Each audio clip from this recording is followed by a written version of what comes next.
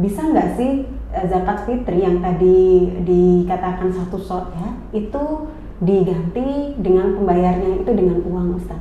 Ya, terima kasih. Sebelum saya jelaskan boleh atau tidaknya zakat fitri dibayarkan dengan uang, ya. Kembali kepada dalil tentang diwajibkannya zakat fitri. Di dalam dalil itu disebutkan ada fungsi daripada zakat fitri. Di situ ada 2. Pertama, fungsi untuk peningkatan spiritual yang disebut dengan tuhratan lisoim. Jadi fungsi zakat fitri adalah untuk mensucikan diri. Itu bagi orang yang berpuasa. Tapi di samping itu ada fungsi sosial, yaitu tu'matan lil masakin. Bagaimana memberikan makan, memenuhi kebutuhan bagi orang yang miskin ketika masuk pada hari raya. Maka di situ muncul pembahasan tentang istilah tu'mah. Apakah tu'mah itu berupa makanan pokok yang sudah siap saji, atau yang mentah, atau yang matang, atau boleh tidak tu'mah itu diartikan dengan uang atau sesuatu yang diberikan kepada orang miskin untuk memenuhi kebutuhan pada hari raya. Kalau semuanya digunakan dengan beras, maka akan jadi persoalan adalah bagaimana cara untuk memenuhi kebutuhan yang lain. Maka untuk memenuhi kebutuhan itu dipahami bahwa tu'mah itu boleh dengan selain beras atau makanan pokok, yaitu berupa sesuatu yang sangat bermanfaat bagi orang miskin pada saat itu, yaitu berupa uang. Maka Muhammadiyah membolehkan membayar zakat fitri itu dengan uang. Cuman di masyarakat begini, sering kita saksikan, boleh dengan uang, bolehnya itu ketika seseorang mengeluarkan zakat fitri. Umpamanya saya sebagai kepala rumah tangga, punya anak 4, kemudian istri 1 kebetulan ya. Jadi istri 1, anak 4, berarti kan dengan saya 6. Ketika saya bayar kepada panitia zakat, saya memberikan dengan uang. Diterima uang itu, kemudian dicatat.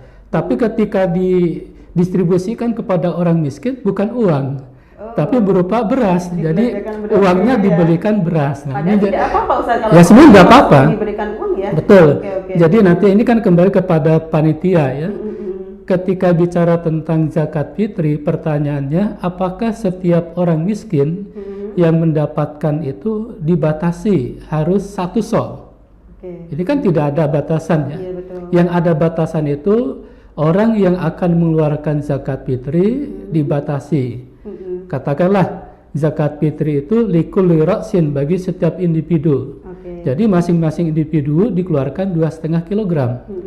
Tapi orang miskin apakah mesti mendapatkan 2,5 kilogram? Nah, di sini yang harus kita hati-hati ketika mendistribusikan. Jadi nanti boleh membayar zakat fitri dengan uang. Jadi beras dan uang. Ini kan lebih baik ya. Iya. Jadi nerimanya nggak beras semua saja, tapi nggak bisa beli lauk misalnya kan, jadinya tidak terlalu malah maslahahnya itu malah kurang termaksimalkan ya Ustaz. Dan sebaiknya panitia itu ketika membagikan zakat fitri kepada orang miskin, kalau menurut saya itu lebih baik dilebihkan dari jatah yang ada pada keluarga itu. Kenapa? Karena kemungkinan orang fakir miskin pun ingin mensucikan puasanya, sehingga kalau dibatasi satu keluarga miskin itu 2,5 kilogram, nah, kalau dilipat gandakan kan ada untuk kepentingan keluarga, dan dia juga ingin melakukan zakat fitri kepada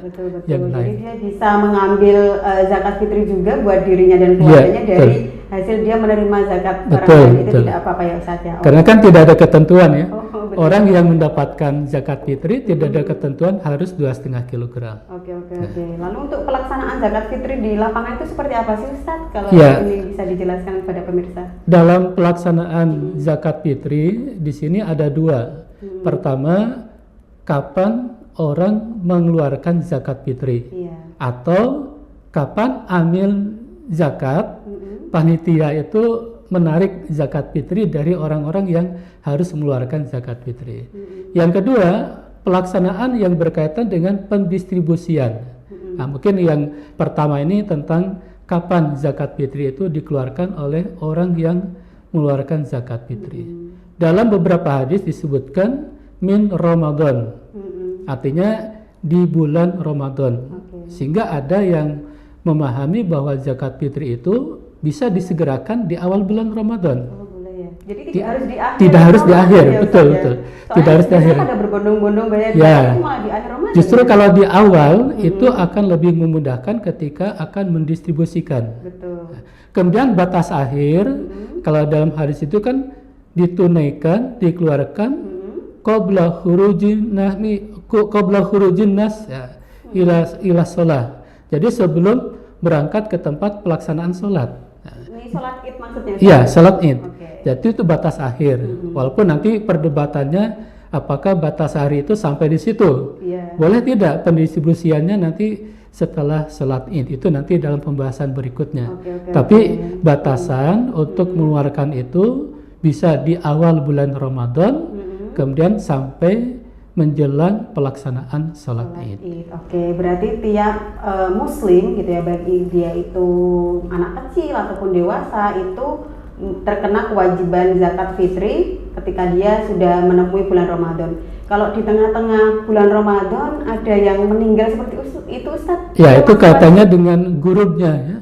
Kalau sudah katakanlah jatuh tempo atau tidak. Ini nanti kaitannya dengan apakah meninggalnya setelah masuk pada bulan Ramadan atau tidak. Nah, di sini kaitannya seperti itu. Kalau masih masuk bulan Ramadan berarti masih terkena kewajiban Iya, zakat ya, Ustaz? iya. Dan itu yang membayarkan berarti Tetap kepada kepala keluarga keluarganya. ya, kepada Oke. keluarga. Atau ahli warisnya mungkin kalau yang dia hanya punya anak gitu ya, Ustaz ya, Iya. ayah ibunya sudah tidak Mungkin ada. juga sekaligus kita jelaskan tentang bagaimana posisi anak-anak yang ada di panti asuhan. Ya. Gitu. Karena anak yang ada di panti asuhan itu kan tidak punya kecukupan ya, untuk memenuhi kebutuhan. Bahkan panti asuhan sendiri bukan sesuatu yang itu mencari keuntungan, tapi banyak dibantu oleh masyarakat. Maka anak-anak yang ada di panti asuhan itu tidak dikeluarkan zakat fitrinya oleh pengurus panti asuhan.